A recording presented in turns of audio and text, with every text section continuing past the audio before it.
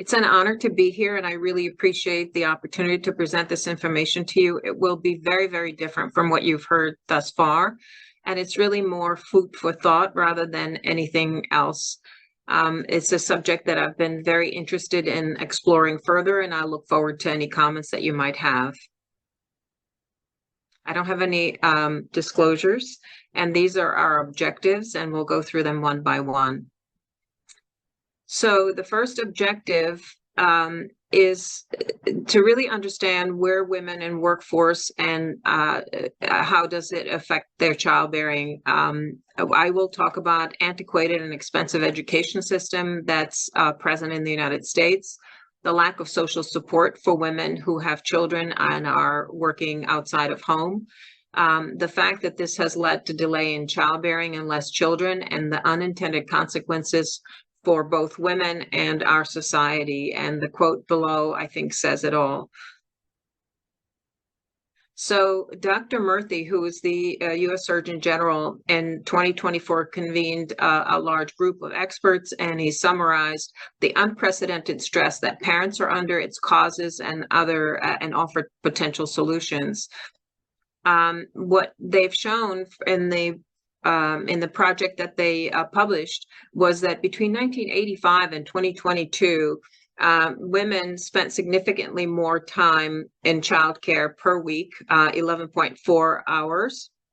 Men's contribution also increased, but remains at almost half of what women contribute. And this is a significant burden that really has not been addressed.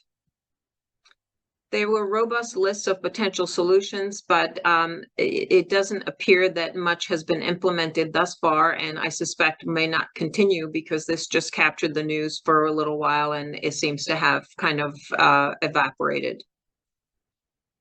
So where's our national conversation? And that's part of what I would like to bring to your attention and perhaps to attention of other nations. The social evolution that has led to what we're discussing today was initially the Industrial Revolution, where changing social norms occurred and women began to enter the workforce.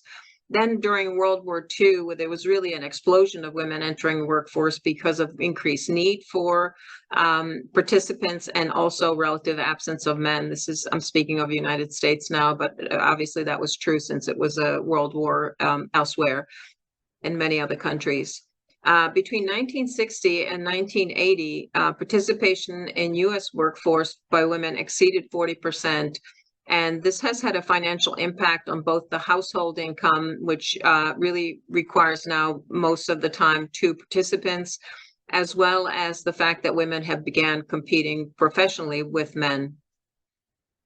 This is a graph that shows to you in graph form what I have just stated with, oh, sorry.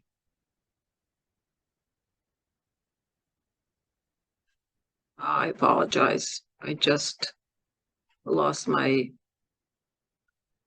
slides.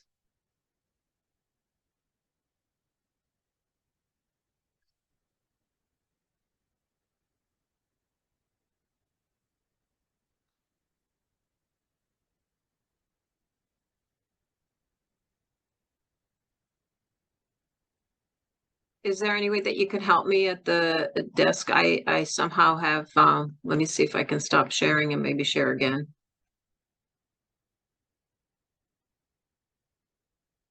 Okay, here we go. So let me run through them. I apologize. Okay, next big step was the introduction of the pill, and this has allowed women to have more reproductive choices, and you could see from the graph what has happened in terms of birth rates in the United States.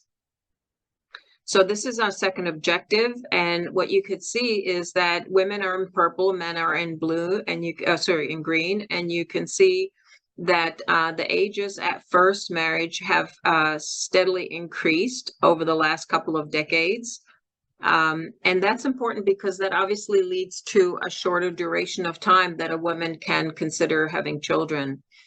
The information has been published as well by our government, by the CDC, and you could see that it's the rise has spanned across racial, ethnic, and geographic groups, but is lowest in the rural counties. What are some of the factors affecting birth rates? In my opinion, part of the issue is that many professional positions in the United States require advanced degrees, and yet the educational system remains unchanged. So women are studying longer and longer.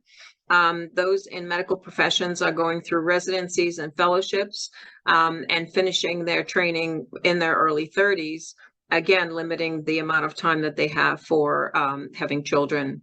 And then in the US, work week, especially for highly placed individuals, is often way more than 40 hours. The outcome is that women are adjusting their life plans, they're delaying childbearing, and they're having less children. The societal risk is that if our society does not recognize and take action, fertility rates will fall at or below sustainable levels for replacement levels, and that is detrimental to the economic health of the country. In addition to that, there are personal risks, which will, for the woman, which we'll discuss in the next slide. So we know that fertility rates decrease after the age of 30. We know also that pregnancy carries higher risks, and these are listed here. And accompanying along with this, another fallout is that there are increasing rates of assisted reproduction techniques, with 49% increase in babies born via IVF between 2012 and 2021, so over the past decade or so. This was an interesting study that looked at professionals, and this is National Survey of 850 surgeons. Female surgeons were more likely to delay pregnancy due to training. They were more likely to rely on assisted reproductive technologies. They experienced more pregnancy complications compared to the partners of their male colleagues, and those who operated more than 12 hours had even greater risks. So, you know, there's a fallout not just on a societal level, but also on a personal level in terms of morbidity and potential poor outcomes. However, in the United States, we have a utopian reproductive landscape. Most women are unaware of the important reproductive health information and the fact that their own reproductive capabilities diminish significantly after the age of 35. The publications in lay press sell articles by discussing the rich and famous and exceptional stories that are not applicable to all women, describing, having famous stars having surrogacy, or having women who are in their 60s carry pregnancies for their daughters who have reproductive issues. That's just not a common everyday scenario. That those are exceptional circumstances. And then most importantly, in the United States, use of ART is not necessarily always covered by insurance. And many of the costs are not covered by insurance, even if you do have insurance coverage, health insurance coverage. So this potentially has an adverse financial and professional impact.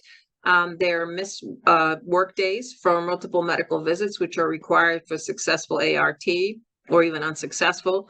And then regardless of the outcome, the emotional toll on the individual is certainly not measured and is definitely silent. So if women decide to have children and they are working outside of home, they have a couple of options. One is that they can step away from work either temporarily or permanently by preference. They can do so temporarily because their cost of childcare consumes their income, and it just isn't worth it to go to work and generate income that you're going to have pay someone to watch your children. Some women choose to raise their own children, and either way, whichever option is exercised, family income stream suffers. A re-entry into the workforce is a challenge, and they're listed here. As you can see, being professionally relevant remains a problem once you're outside of the workforce. And of course, the emotional toll of balancing act, again, is absorbed by the women and is silent within our society. If a woman is out on maternity leave and decides to go back to work after 6 or 8 or 6 weeks or 6 months, whatever the time period, there are always missed opportunities while the leave is taken. Our society moves at a very fast pace. Jobs move at very fast pace. And the longer leave, the bigger the impact is on the career. Reentry becomes a challenge.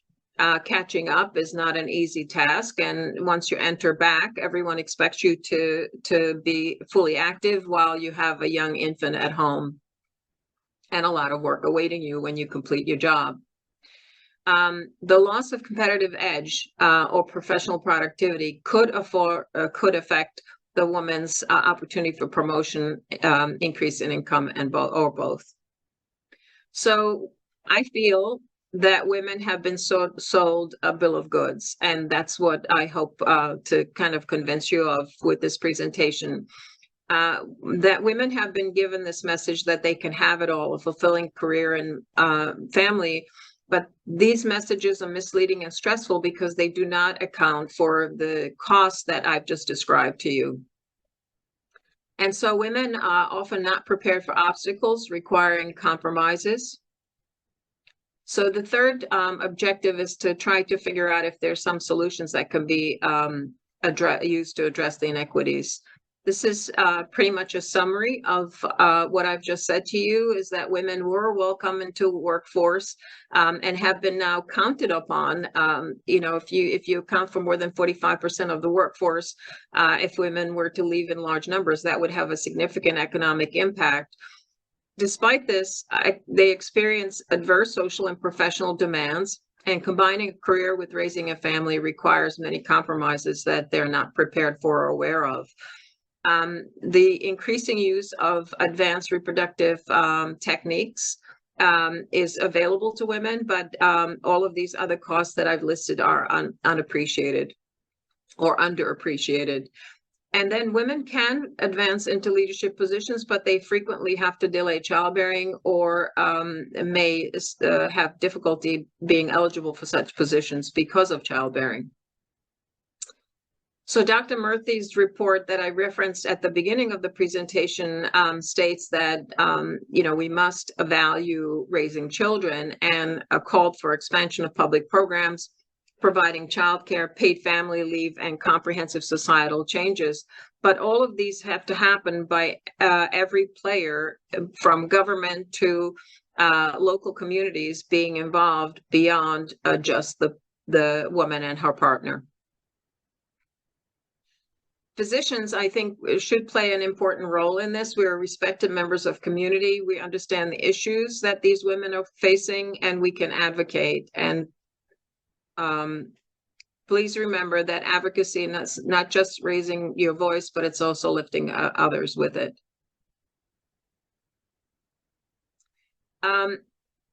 Educational reform is badly needed in the United States. Our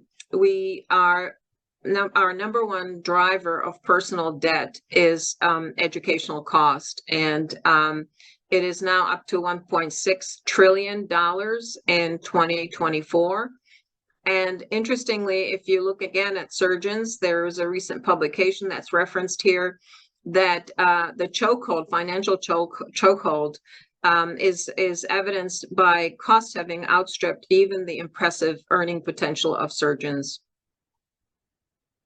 I believe that U.S. educators need to take responsibility for financial impact and ease the burden. I know you probably have heard in the news some of the big financial institutions have billions of dollars in reserves, yet they charge tens and sometimes hundreds of thousands of dollars per year of college education in tuition. And I think we do need to develop more focus and abbreviated educational pathways, given the fact that, technology is so advanced now, and you can learn so much online, or as you're doing the job, you're sort of learning on the job. We need to eliminate the youthful time lost in years dedicated to studying, so that if women choose to have children, they can have them earlier if they want to. Academia needs to provide the U.S. population with information about fertility and reproductive aging, and this should be incorporated into school curricula. And then physicians and medical profession need to be transparent about the costs of assisted reproductive technology if that is needed.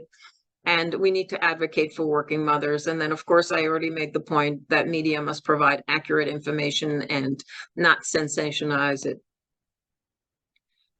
But all of this cannot be done without the woman and her partner having honest conversations to define responsibilities and expectations with equitable division of labor, and engage in shared decision-making based on regular strategic planning as a couple. I think many people don't have clear goals in life and don't have clear expectations, and wind up having struggles with their partners because there's not agreement on those, which could be arrived at with strategic planning. So this is sort of a summary: introspection, understanding that having it all requires compromise, appreciating that raising children should be a privilege, not a burden, and having facts and information so that these can pave the way for decisions that align with each person's priorities. So this is a summary that provides essentially what I've said throughout the presentation: acknowledge impact of progress, effectively address health literacy, streamline education, contain costs, and provide childcare support as far as society is concerned. That includes government, local communities, local leadership. Medicine needs to promote health literacy and offer reproductive options, advocate for working mothers, and ensure transparency of ART costs. And then on a personal level, clear understanding and coordination, understanding and comfort with compromises. Thank you for your attention. This is my family. I've had three children, two daughters and a son. Now we have two son-in-laws, and now up to 4 granddaughters. And my husband's a physician also, so we went through this process ourselves a number of years ago. Thank you for your attention, and I value any comments that you might have.